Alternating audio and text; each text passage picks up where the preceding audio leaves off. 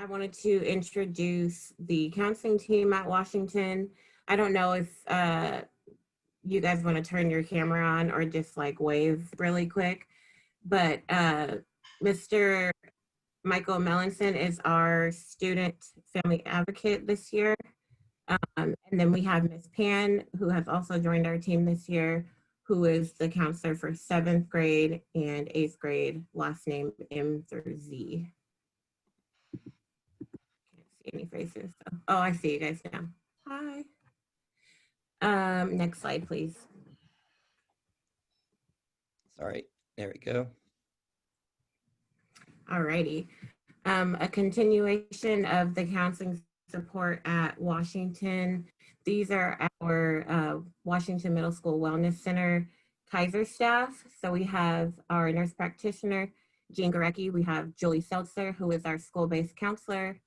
And then we have our health educator, Miss Marceline. Next slide. Alrighty, and last but certainly not least, we have our school nurse, Miss Rowan. She is also joining us this year, and our reentry and intervention specialist, Mr. T. I'm not sure if he's on the call, but yeah. Next. Alrighty, so kicking off our virtual support content, we have some healthy virtual environment tips. So to start, coming up with a routine and some structure to help kind of get you ready for your day. Some things that you can do is stick to a consistent schedule. You can take planned breaks during learning. So I know that there are like 15 minutes in between classes. So that's a good time for students to go ahead and stand up and stretch and maybe grab a snack or just step outside to get some fresh air really quick. Setting some clear boundaries around expectations. So making sure, you know what your day is gonna look like, or your student knows what their day is gonna look like, and what your expectations are for them as far as getting through their academic day. Also, having a routine that marks the end of the school day. So maybe at the end of the school day, the plan is to take a 20-minute walk, or to do some mindfulness, or to, I don't know, sit down and just have a conversation with a friend on the phone to kind of separate yourself from that long day in front of a computer screen, because it's hard for all of us. Next, we have home learning space. Nope, to that side, thank you. We have home learning space. So finding a consistent spot in your house to learn.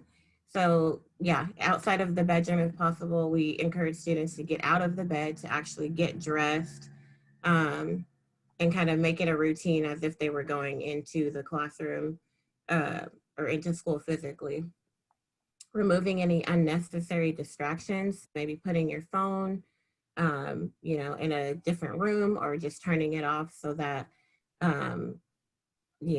students aren't tempted to check their phone, because technology is a big part of, this middle school age and even, adulthood. So making sure you're removing any unnecessary distractions, and then having your students' schedule posted in a visible spot so that they can remember.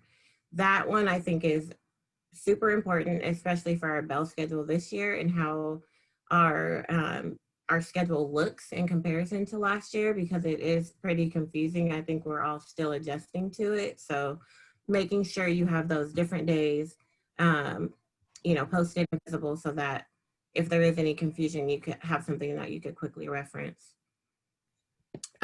Some healthy habits, making sure you're getting enough sleep and eating your fruits and vegetables, whole grains. We realize that every family does not have,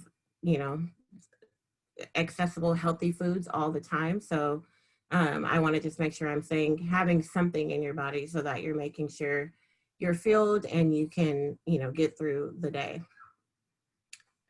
Doing some physical activity and self-care activity. So this could be a walk, it could be dancing with your headphones in for 15, 20 minutes, whatever you can do to get active and take care of yourself. Next slide.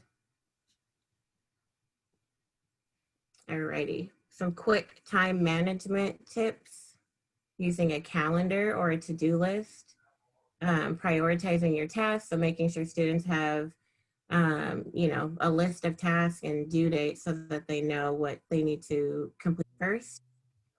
Breaking large tasks into smaller pieces. I think that's important, especially for our students who may experience anxiety. I think breaking down large assignments helps to release some of that, anxiety and stress around assignments. Limiting distractions again. If you can't limit your distractions, try to get away from them. So walk away from that phone or walk away from that TV. Giving yourself time between tasks. So taking that 15-minute break, that is essentially our new passing period. Letting yourself be less than perfect. That is a big one. We are not perfect. We are human. We're gonna make mistakes, but we get up and dust ourselves off again. Rewarding yourself after completing tasks and then using external reminders. So trying to set an alarm or something that can give you some type of reminder for important things that you have to do or when you need to be awake for class. I think I am handing it over to Miss Julie Seltzer to continue on our presentation. Actually, I think it's me. Yeah. Hi, everyone. I'm Brianne Pan, one of the school counselors at Washington. And so during this time of quarantine and virtual learning, maintaining social connections is really important. Obviously, especially for our students, but for all of us. Staying virtually connected with friends and family via Zoom and Skype is a good way to do that. Also phone calls. We listed some things that our students can do on Zoom and Skype. The one I really like is celebrate together. I think that's really fun. I was thinking if it was somebody's birthday, getting some students together on Zoom and singing happy birthday and celebrating, just to try to normalize this time and to connect is really important. Other social activities during this time while maintaining social distance requirements like going for a walk, hanging out outside. I know just last week, Seattle Public Parks reopened for kids and families, and they have big signs up saying what the new requirements are, where mask wearing and social distance. So possibly letting your student meet a friend there. There's also Seattle Community Learning Hubs, and we'll talk more about that in a few slides, but these are places where other middle schools students will be logging on to their classes and doing homework. So possibly letting your student go there and be around peers. Then the Gage Teen Art Studio, the Lambert House, and Wide Open School are all communities that right now have online activities where your student can connect to other peers and just a way to feel like they're engaged would be really important. So next slide, please. Next slide. Thank you.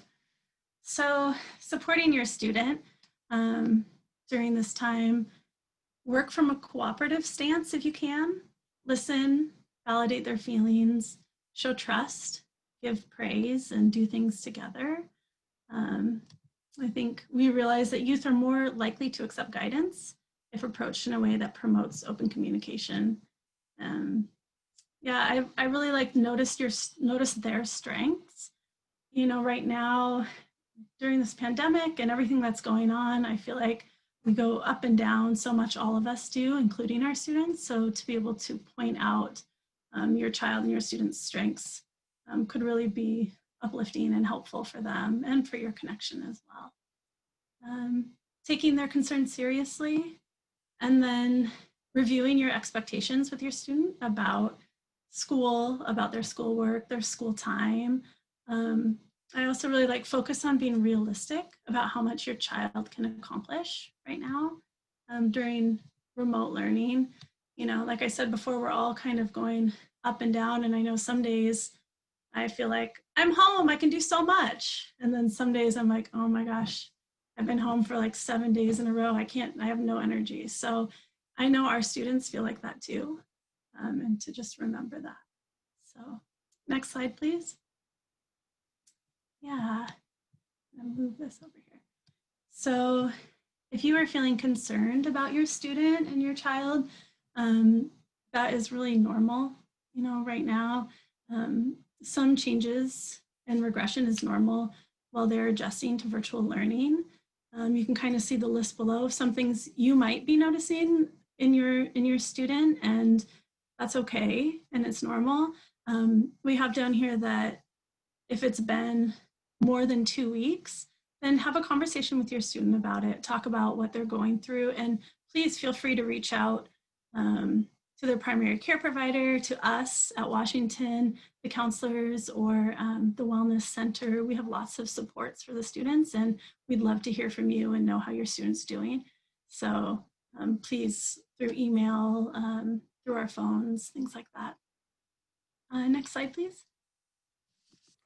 Hey, I'm sorry to interrupt, Ms. Pan. I just wanted to give a reminder. If there are any questions, go ahead and type them in the chat, and we're going to compile them and send out an FAQ after the meeting. I meant to say that earlier. I'm sorry. Yeah, thank you. No, thank you for reminding us. And then, you know, you all need self-care too.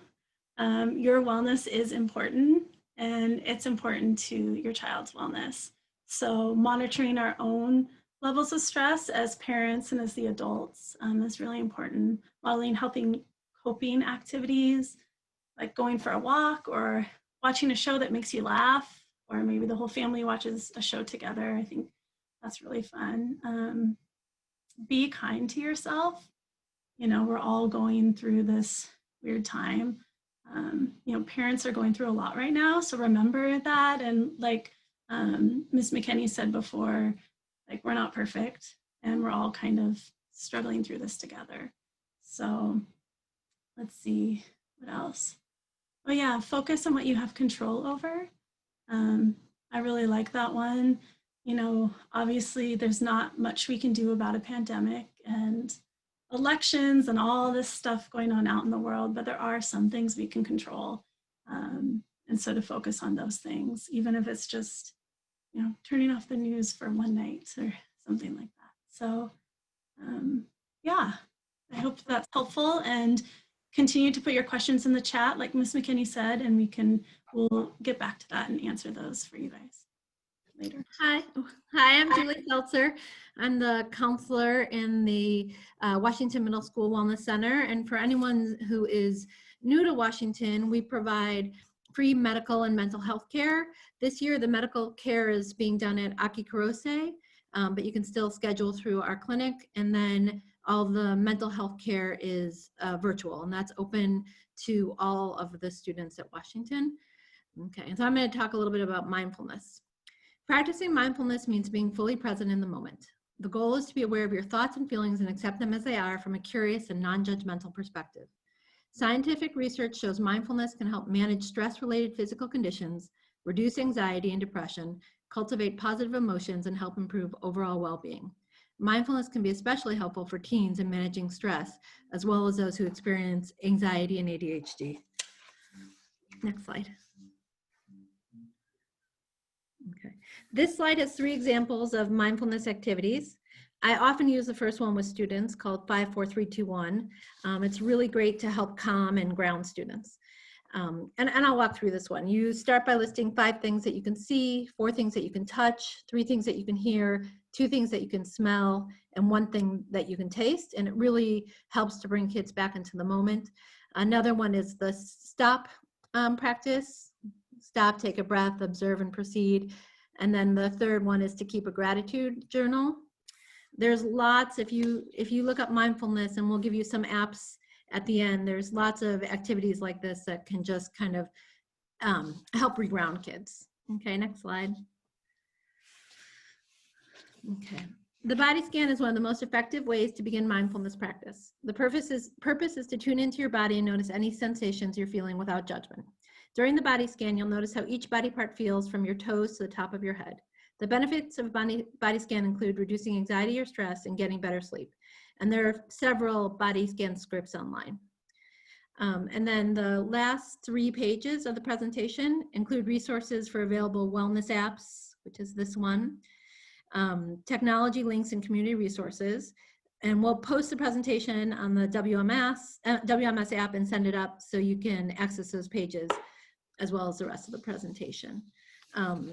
There was a question about starting, if there is a Gay Straight Alliance starting, and that is going to start on October 26th, I believe, and I can send that sign up link, and that is through Antonia Calabosa, who is now working at Cleveland, but she still works for Kaiser, and that's going to be a lunchtime group.